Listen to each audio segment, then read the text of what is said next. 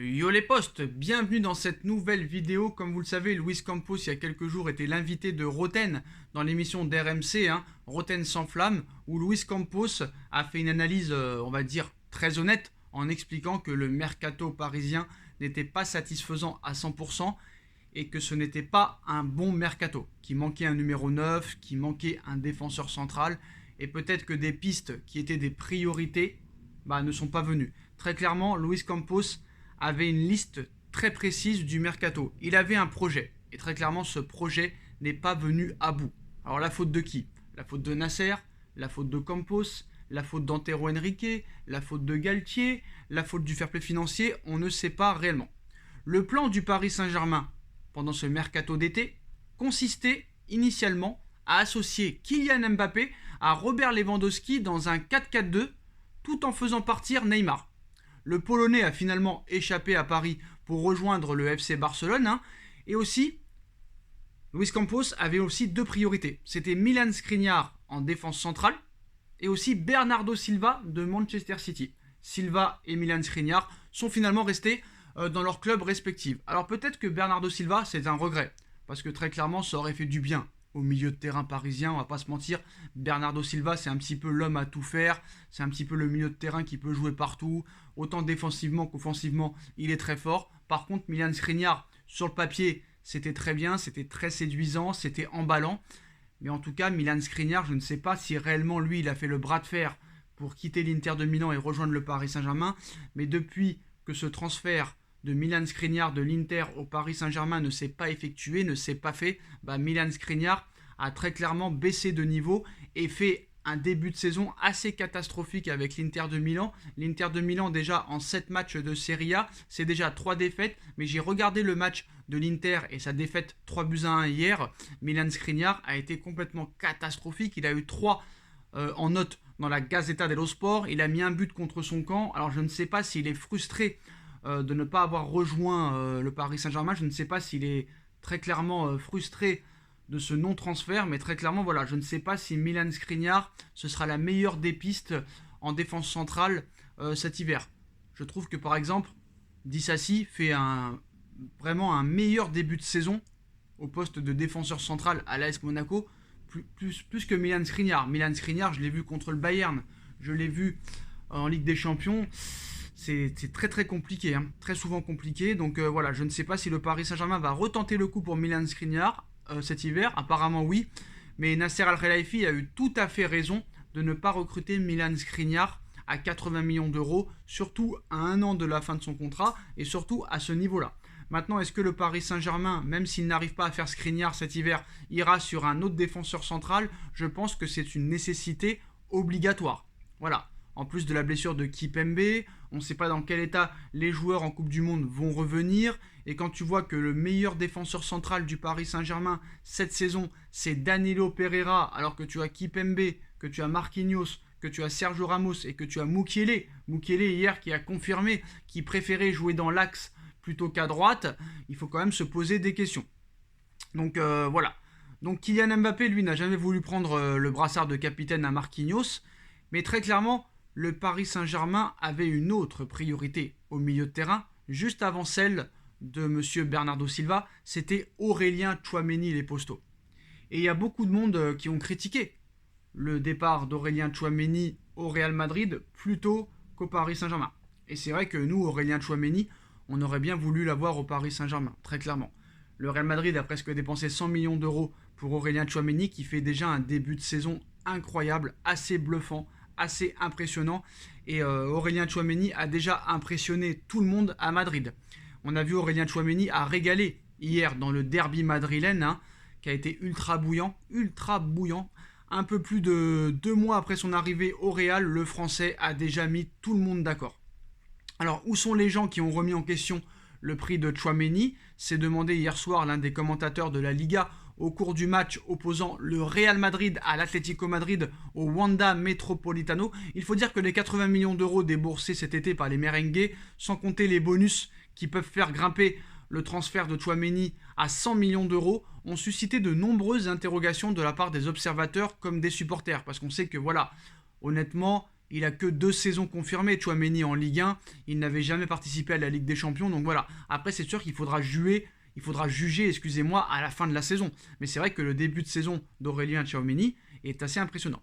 Donc une somme jugée un peu trop élevée, hein, pour un milieu de terrain certes talentueux et prometteur, mais qui avait encore des choses à prouver au plus haut niveau. Tout comme Eduardo Camavinga, mais Camavinga avait été acheté seulement 35 millions d'euros et avait déjà quelques matchs en Ligue des Champions.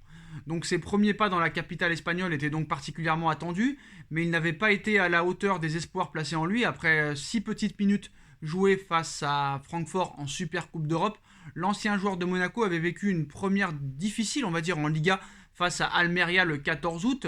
Titularisé aux côtés d'Eduardo Camavinga, le Français avait été dans le dur pendant ce match, on va pas se mentir, et avait terminé la rencontre avec 4 pertes de balles et 3 duels remportés. Donc c'était pas bien lourd.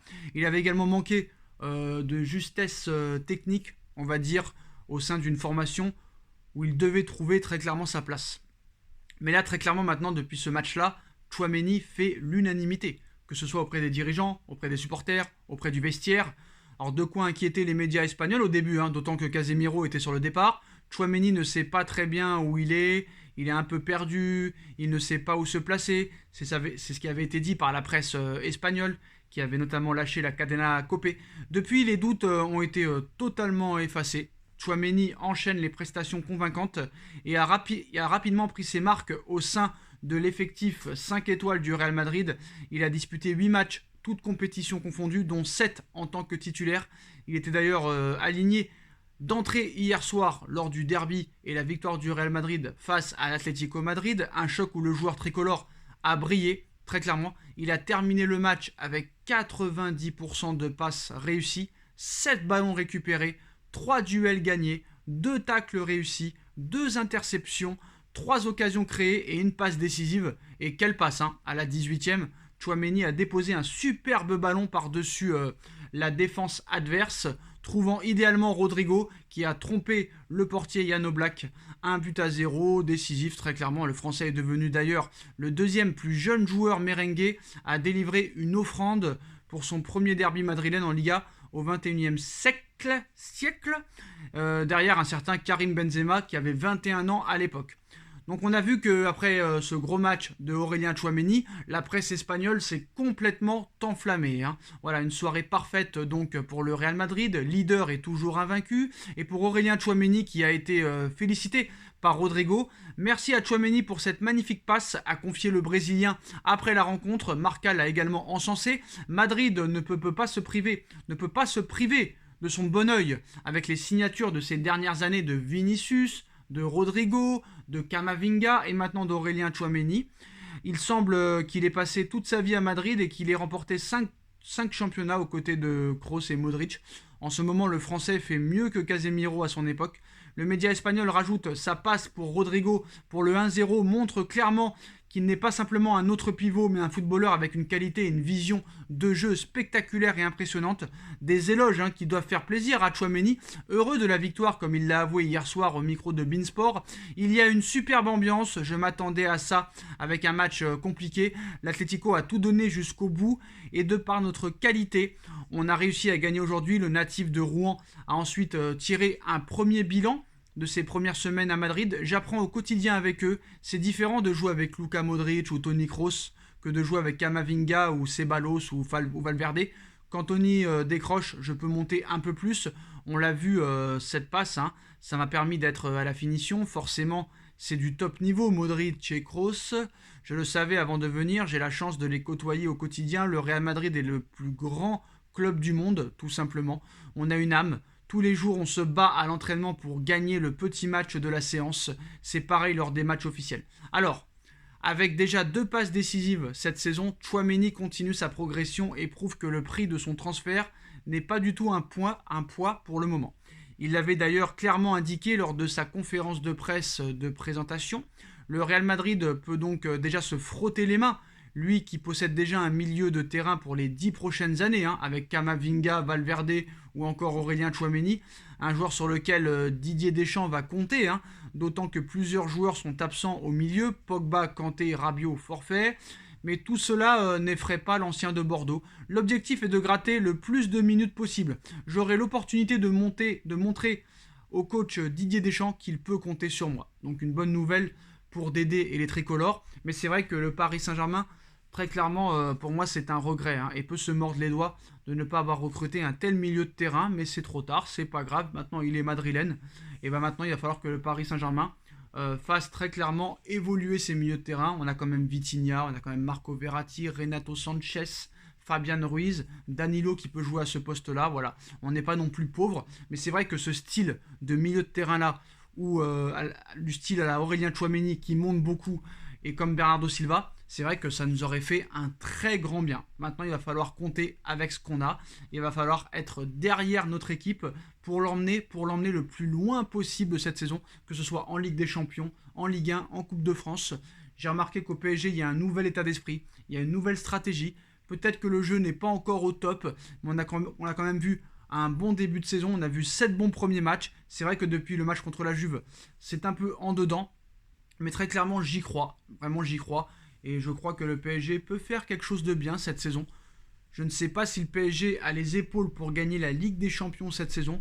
Mais je pense que le PSG, quand même, concentré, fait partie des 8 meilleures équipes européennes. Et pour moi, l'objectif du Paris Saint-Germain dans ce nouveau cycle, on va dire, l'objectif est minimum un quart de finale de Ligue des Champions pour moi cette saison. Le minimum, c'est un quart de finale. Voilà.